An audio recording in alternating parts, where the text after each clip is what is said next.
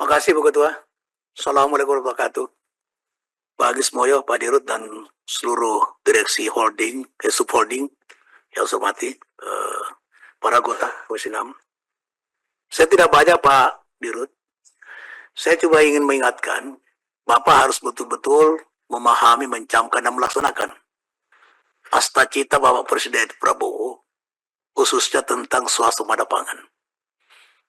Dan Bapak harus mengamalkan betul pasal 33 ayat 2 dan 3 serta TAP MPR nomor 16 tahun 98 tentang politik ekonomi dalam rangka demokrasi ekonomi. Saya tidak bosan-bosannya mengingatkan ini karena Pak Prabowo adalah seorang pemimpin telah lahir yang dengan tegas menyatakan tentang ekonomi konstitusi, ekonomi Pancasila. Pak Dirut, sejak reformasi, salah satu komoditi pangan selalu bermasalah minyak goreng. Sawit, minyak goreng adalah cabang produksi yang penting untuk negara. Seharusnya BUMN itu menguasai ini. Ya kalau produksi yang tidak bisa dikuasai karena sudah terlanjur dikuasai oleh swasta, distribusinya harus dikuasai oleh BUMN. Ya. Nah tentu saya mengharapkan Bapak harus menguasai ini. Ya, supaya rakyat kita tidak selalu ibu-ibu kita tidak selalu mengalami permasalahan tentang minyak goreng. Kalau bawang putih saya tidak terpersoalkan, ya, karena bawang putih tidak penting untuk negara. Kalau kita tidak makan bawang putih tidak masalah, tapi kalau minyak goreng tidak ada emak-emak itu ribut, ya. Nah ini harusnya dikuasai oleh BUMN. Ya. Menurut pikiran saya bahwa minyak goreng itu harus diekspor setelah kebutuhan dalam negeri itu tercukupi, ya, dan harganya dihitung betul negara. Negara harus menentukan berapa keuntungan oleh perusahaan. Dengan harga yang sangat terjangkau oleh rakyat. Bukan perusahaan yang menentukan berapa keuntungan harus mereka dapat, tapi negara. Karena pasal 33 ayat 1, ayat 2 menyatakan begitu. Ya, cabang-cabang perusahaan untuk negara, dikuasai negara, dan dimanfaatkan untuk keamanan rakyat. Bukan menyeserahkan rakyat. Itu. Yang kedua, Pak Moses, saya tidak paham apa pertimbangan kementerian menempatkan Bapak di garam itu. Dari membuat senjata, membuat peluru, bom. Mungkin pikirannya bom saja Bapak bisa buat. Ya mungkin Bapak disuruh berinovasi bagaimana membom itu laut sehingga bisa menjadi garam.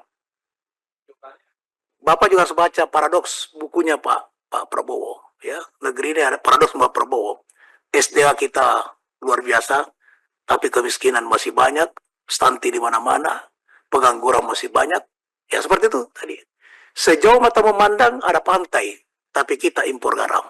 Dan anehnya, yang impor, yang tadi sampaikan, ya, biaya masuknya nol, dan yang impor bukan BUMN, ya, bukan PB Garam, tapi swasta yang kebanyakan impor garam. Nah, ini Pak Dirut, menurut saya Bapak harus menyatakan soal Prabowo, Pak, garam juga harus swasembada, tapi serahkan sama PN Garam. Itu. Bapak kan dekat sama Pandi Amran. Pandi Amran berani mengatakan, Pak Prabowo hentikan impor beras, pertanian sanggup overproduksi. Bapak juga harus tekan begitu. Gitu. Ya bisa Pak Dirut ya. Ya. Swasembada pangan itu bukan cuma beras Pak, termasuk garam, termasuk minyak goreng dan sebagainya. Yang lain begitu.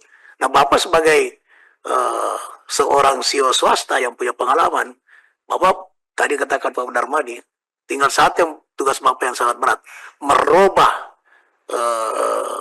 budaya Bapak Ibu semua ini, yaitu budaya birokrasi menjadi budaya profesional. Kalau itu Bapak bisa lakukan, insya Allah kita bisa menjadi pelaku ekonomi dominan.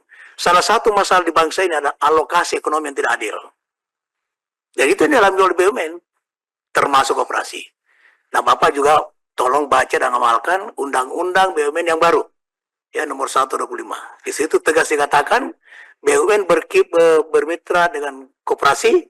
Ya saya mohon maaf pemikir dan penggiat praktisi koperasi, saya mengabdikan diri saya sudah 45 tahun di koperasi Pak. Nah, jadi tolong Pak Dirut jangan lupakan koperasi. Semula apapun terjadi krisis, ya, negeri tidak bangkrut karena ada koperasi. Koperasi yang merambah pasar-pasar besar dan pasar modern, tatkala swasta melarikan uangnya ke luar negeri. Ya, itu karena ada koperasi, negeri tidak bangkrut. Tapi ketika sudah ada pemulihan ekonomi, koperasi kembali terpinggirkan. Nah, sekarang Pak Dirut, tolong. Itu amanah undang-undang nomor 1 tahun 25 25 tentang BUMN, salah satu pasal mengatakan, memerintahkan bahwa BUMN harus bermitra dengan koperasi, baik dalam produksi maupun dalam distribusi. Minyak goreng kalau diserahkan kepada koperasi, mudah dikontrol oleh BUMN, dan tidak akan terjadi kelangkaan, tidak akan terjadi pemalsuan.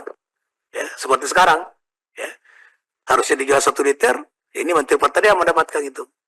Ya, padahal Permen nomor 18 tentang minyak goreng itu sudah diatur di dalam pasal 4 itu sudah tentang kemasan, harga dan sebagainya. Itu.